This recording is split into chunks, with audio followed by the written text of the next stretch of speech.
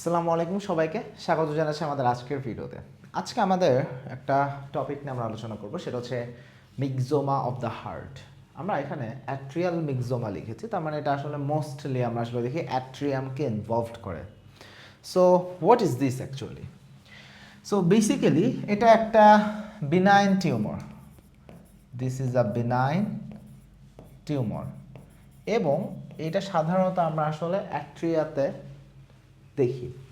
ব্যাপারটা কীরকম? মনে করি এটা যদি আমাদের একটা হার্ট হয়ে থাকে, সো দেখা যাচ্ছে যে মোস্টলি এটা রাইট অ্যাট্রিয়াম, আমাদের যে সেপ্টাম যেটা রয়েছে, বিশেষ করে ফসা ওভালেসের এই জায়গা থেকে এরকম একটা পেডাঙ্কুলেটেড এরকম একটা টিউমার আসলে অ্যারাইজ করে।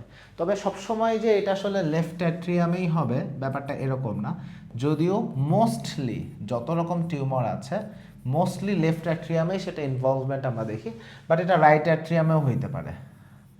এটা রাইট অ্যাট্রিয়ামেও হইতে পারে এবং সাধারণত এটা পেডাঙ্কুলেটেড টিউমার, যেটা আসলে এই সেপ্টামের সাথে কানেক্টেড এবং একটা পেডাঙ্কুলের সাথে অ্যাটাচড হয়ে আছে। সো মোস্টলি টিউমারটা আসলে এরকম একটা অ্যাপিয়ারেন্স থাকে এবং এই যে বিনাইন টিউমারটা যেটা বললাম, এটা বেশিরভাগ ক্ষেত্রে আমরা এটা যে ন্যাচারটা দেখি, এটা অনেকটা জেলাটিনাস। এটা একটা জেলাটিনাস একটা প্রপার্টি। জেলাটিনাস হওয়ার কারণে এখান থেকে আমরা কিছু ইম্পর্ট্যান্ট কন্ডিশন ডেভেলপড হতে দেখি। একটা হচ্ছে এই যে টিউমারটা আমি যেটা দেখাচ্ছি, দেখা যাচ্ছে যে মনে করি এটা লেফট অ্যাট্রিয়ামে এখানে আছে। সো জেলাটিনাস হওয়ার কারণে অনেক সময় এরকম হয় যে এইখান থেকে ছোট্ট ছোট্ট ছোট্ট ছোট্ট এম্বোলাই তৈরি হয়, ছোট্ট ছোট্ট এম্বোলাই তৈরি হয় এবং সেই এম্বোলাই প্রথমে আমাদের লেফট ভেন্ট্রিকলে আসে এবং সেইখান থেকে সিস্টেমিক সার্কুলেশনে চলে যায় এবং যখন সেটা সিস্টেমিক সার্কুলেশনে চলে যায় পরবর্তীতে দেখা যাবে যে এইটা হয়তো বা আমাদের সেরেব্রাল সার্কুলেশনে চলে গিয়ে একটা স্ট্রোক হয়ে গেছে, বা আমাদের কোনো একটা পেরিফেরাল কোনো একটা আর্টারিতে যায় সেইখানে লস্ট হয়ে সেইখানে একটা ইনফার্কশন বা ইসকেমিক ফিচার ডেভেলপ করছে। সো সিস্টেমিক সার্কুলেশনে যে ওখান থেকে একটা এম্বোলিজম আমরা পাইতে পারি, তাহলে এখান থেকে পরবর্তীতে কি হতে পারে, একটা এম্বোলিক ইভেন্ট আমি আসলে পাইতে পারি। আবার যদি এমন হয় যে আমার রাইট অ্যাট্রিয়াম থেকে এটা ডেভেলপ করছে, this is present in the right atrium, তাহলে এমন হতে পারে যে এখান থেকে যদি এরকম একটা ছোট্ট একটা এম্বোলাই ছুটে গিয়ে আলাদা হয়ে সার্কুলেশন দিয়ে যায়, এটা চলে যাবে কোথায়, লাংসে, এবং লাংসে যে পরবর্তীতে আমরা দেখবো যে পালমোনারি এম্বোলিজম ডেভেলপ করতেছে, তাহলে এখান থেকে পালমোনারি এম্বোলিজম সেখান থেকে আসতে পারে। So this thing is a thing. এর পাশাপাশি আরেকটা ইভেন্টেও আমরা এম্বোলিজম পাইতে পারি। সেটা কি? সেটা হচ্ছে যেহেতু এখানে একটা টিউমার এবং এইটার এদিক দিয়ে আসলে ব্লাড মুভ করতে থাকে, সো এখানে দেখা যায় there is a turbulence of the blood flow, এবং যখন এই টার্বুলেন্সটা হয় তখন আসলে দেখা যায় এখানে হাইপার কোয়াগুলেবিলিটি ডেভেলপ করে এবং সেইখান থেকে ছোট ছোট ছোট ছোট আমরা থ্রম্বাস ফর্মেশন হতে দেখি। তাহলে এখানে ব্লাড থেকেই আমি থ্রম্বাস ফর্মেশন হইতে দেখি।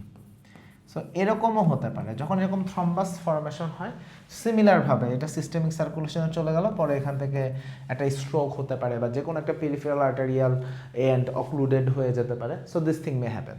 আবার যদি রাইট অ্যাট্রিয়ামে হয় সিমিলারভাবে এখান থেকে একটা পালমোনারি এম্বোলিজমও ডেভেলপ করতে পারে, যেটা কমপ্লিটলি আমি দেখব যেখানে turbulence of the blood flow হয়েছে এবং এখান থেকে একটা থ্রম্বাস ফর্মেশন হয়েছে, সেটা থেকে পালমোনারি এম্বোলিজম হয়ে গেছে। দুইভাবেই আসলে হতে পারে। আচ্ছা, আরেকটা ইন্টারেস্টিং ফিচার নিয়ে একটু দেখাই। সেটা হচ্ছে মোস্টলি তো আমরা আসলে লেফট অ্যাট্রিয়ামে ইনভলভমেন্ট দেখি। সো এই টিউমারটা যদি এরকম হয় যে খুব বড় একটা টিউমার এরকম হয়ে আছে, সো ফিচারটা যখন অনেকটা এরকম, so think about ventricular diastole.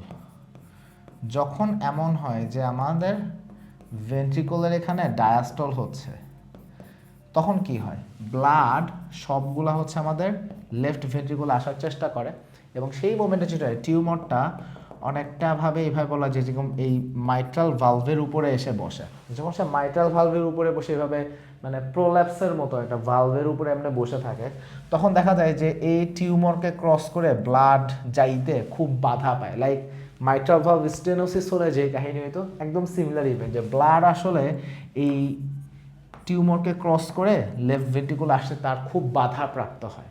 So এইখানে স্বাভাবিকভাবেই তখন আমরা একটা টিপিক্যাল মাইট্রাল স্টেনোসিসের যে প্রবলেমটা দেখি, প্রায় সিমিলার টাইপ অফ প্রবলেম আসলে অ্যারাইজ করে এবং তখন এইখান থেকে যে টার্বুলেন্স অফ দ্য ব্লাড ফ্লোটা হচ্ছে সেইখান থেকে আমরা পরবর্তীতে দেখতে পাই যে এখান থেকে একটা মারমার ডেভেলপ করে এবং এই মারমারটা কখন হচ্ছে? During ventricular diastole.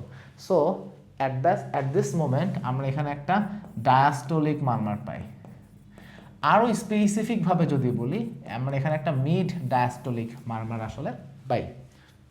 So mid diastolic মারমার থাকতে পারে, একটা টিউমার প্লপ থাকতে পারে, সো এইটা একটা ইস্যু। এখন তাহলে আমরা এখানে মিড ডায়াস্টলিক মারমার ডেভেলপড হইতে দেখতে পারি। আরেকটা জিনিস হচ্ছে, যখন এখানে একটা টিউমার এরকম অ্যারাইজ করছে, এই টিউমারের কারণে আমরা দেখব যে অ্যাট্রিয়ামের স্ট্রাকচারাল অ্যাবনর্মালিটিস ডেভেলপ করে, বা এটা স্ট্রাকচারাল কিছু চেঞ্জেস আসে, যেইখান থেকে পরবর্তীতে আমরা দেখি যে পেশেন্টের অ্যাট্রিয়াল ফিব্রিলেশন ডেভেলপ করতে পারে। তাহলে এই পেশেন্টের আলটিমেট ক্লিনিক্যাল ফিচার্স কি আসে? একটা পেশেন্টের যখন টিউমার থাকে, সেখানে টিউমারের জন্য কিছু ফিচার আমরা পাই। সো এখানে দেখা যাচ্ছে পেশেন্টের ওয়েট লস থাকতে পারে, হ্যাঁ, লস অফ অ্যাপেটাইট, তাহলে অ্যাপেটাইট কমে যাচ্ছে এরকম আসতে পারে, হ্যাঁ। পেশেন্টের পাইরেক্সিয়া বা ফিভার ডেভেলপ করে, এবং পাইরেক্সিয়া অফ আননোন অরিজিন, কেন বললাম? যে তার একটা লম্বা সময় ধরে জ্বর আছে, আইডেন্টিফাইড হচ্ছে না। সো এই জন্য পাইরেক্সিয়া অফ আননোন অরিজিন কথাটা বলা হয়, যে একটা লম্বা সময় ধরে জ্বর, মানে ট্রেস করা যাচ্ছে না কারণ কি, এরকম ফিচার নিয়ে আসতে পারে। Weight loss, loss of appetite, এই ধরনের ফিচার নিয়ে আসতে পারে।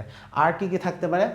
যেহেতু এই সকল পেশেন্টের ক্ষেত্রে আমরা এখানে কিছু ভ্যারাইটিস দেখি, বাট কি কি হতে পারে? একটা দেখালাম অ্যাট্রিয়াল ফিব্রিলেশন হতে পারে, একটা কি দেখালাম, এইখানে যখন টিউমারটা এভাবে প্রোল্যাপস করে ভালভের উপরে বসে পড়তেছে, সেইখানে আমরা দেখালাম যে পেশেন্টের একটা মিড ডায়াস্টলিক মারমার ডেভেলপ করতে পারে।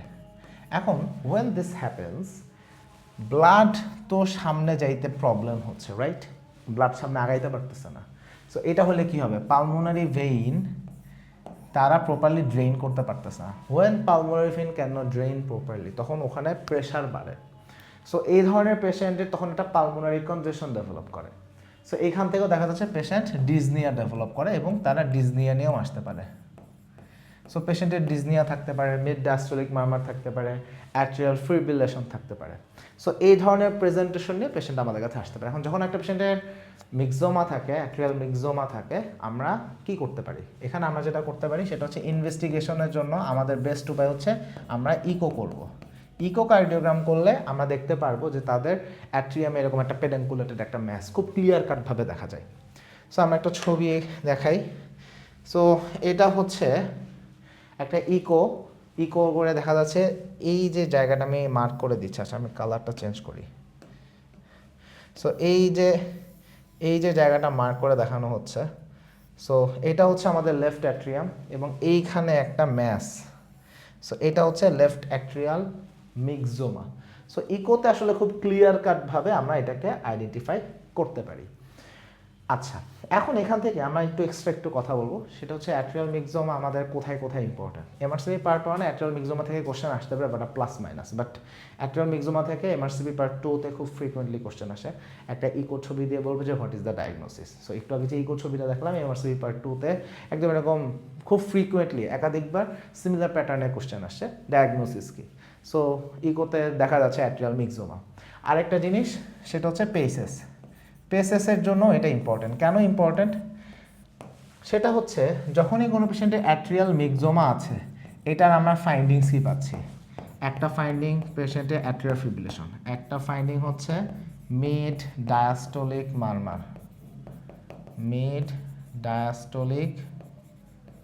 মারমার, ঠিক আছে। আবার ক্লিনিক্যালি দেখো পেশেন্টের ডিজনিয়া আছে। এখন দেখো এই সিমিলার ফিচার আমরা আর কোথায় কোথায় পাইতে পারি? মাইট্রাল স্টেনোসিসেও মিড ডায়াস্টলিক মারমার থাকে, সেখানেও অ্যাট্রিয়াল ফিব্রিলেশন ডেভেলপড হয়, সেখানেও পেশেন্টের ডিজনিয়া থাকে।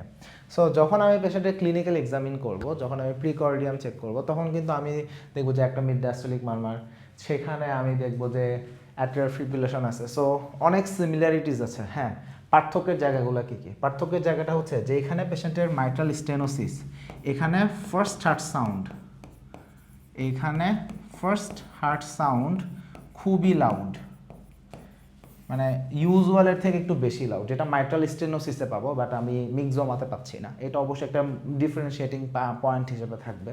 আবার দেখা যাচ্ছে যে কোনো পেশেন্টের মাইট্রাল স্টেনোসিস লং স্ট্যান্ডিং ধরে আছে, সেখানে আমরা পালমোনারি হাইপারটেনশনের ফিচার পাবো, সো লাউড P2 পাইতে পারি।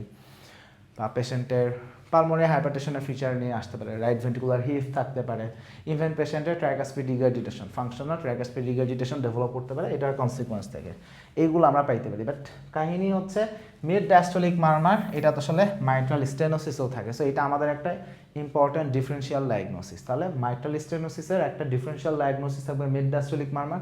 আমাদেরকে এটাও মাথায় রাখতে হবে যে শর্ট কেস, পেসেসের শর্ট কেসে দেখা যাচ্ছে মিক্সোমা চলে আসতে পারে, পেশেন্টের মিক্সোমা আছে, সো ফিচার্সগুলো এটা থাকবে, সো ওইটাকে আইডেন্টিফাই করতে পারতে হবে। তাহলে আমাদের এটার ইম্পর্টেন্স আমাদের জানা থাকবে। তাহলে এখানে আরও একটা কথা আমি বলে শেষ করি, সেটা হচ্ছে মিড ডায়াস্টোলিক মারমার আমরা কোথায় কোথায় পাই। মিড ডায়াস্টোলিক মারমার হাতে গোনা অল্প কিছু জায়গায় পাওয়া যায়, তার মধ্যে একটা হচ্ছে মাইট্রাল স্টেনোসিস, একটা হচ্ছে অ্যাট্রিয়াল মিক্সোমা, আর একটা হচ্ছে অস্টিন ফ্লিন্ট মারমার, আর একটা কি অস্টিন ফ্লিন্ট মারমার। এটা আসলে কি জিনিস? অস্টিন ফ্লিন্ট মারমার এটা হচ্ছে যে সকল পেশেন্টের অ্যাওর্টিক রিগার্জিটেশন আছে, লাইক সিভিয়ার অ্যাওর্টিক রিগার্জিটেশন, সেইখানে একটা মিড ডায়াস্টোলিক মারমার ডেভেলপ করে। কারণ যে ব্লাডের যে ফ্লোটা রিগার্জিটেট করতেছে সেইটা দেখা যাচ্ছে যে মাইট্রাল ভালভকে একটা ধাক্কা দেয় এবং ওই মোমেন্টে একটা টার্বুলেন্স ক্রিয়েট হয়, যেখান থেকে এই মিড ডায়াস্টোলিক মারমারটা আসে। সো অ্যাওর্টিক রিগার্জিটেশনের জেনুইন যে মারমার সেটা হচ্ছে আর্লি ডায়াস্টোলিক মারমার, সেটা হচ্ছে আর্লি ডায়াস্টোলিক মারমার। এবং অ্যাওর্টিক রিগার্জিটেশন যখন সিভিয়ার হয়ে যায় তখন মিড ডায়াস্টোলিক একটা মারমার আসে, যেটার নাম হচ্ছে অস্টিন ফ্লিন্ট মারমার। এবং সেটা কি টার্বুলেন্ট যে ব্লাড ফ্লো সেটা যখন মাইট্রাল ভালভকে ধাক্কা দেয়, ওই মোমেন্টের টার্বুলেন্স থেকে যে সাউন্ডটা আসে সেটা হচ্ছে আমাদের অস্টিন ফ্লিন্ট মারমার। তাহলে মিড ডায়াস্টোলিক মারমার কোথায় পাচ্ছি? Myxoma, severe aortic regurgitation as Austin Flint মারমারে, আর একটা হচ্ছে mitral stenosis. But mitral stenosis is the first cause. So atrial myxoma নিয়ে এই হচ্ছে আমাদের সংক্ষিপ্ত আলোচনা। সবাইকে অসংখ্য ধন্যবাদ।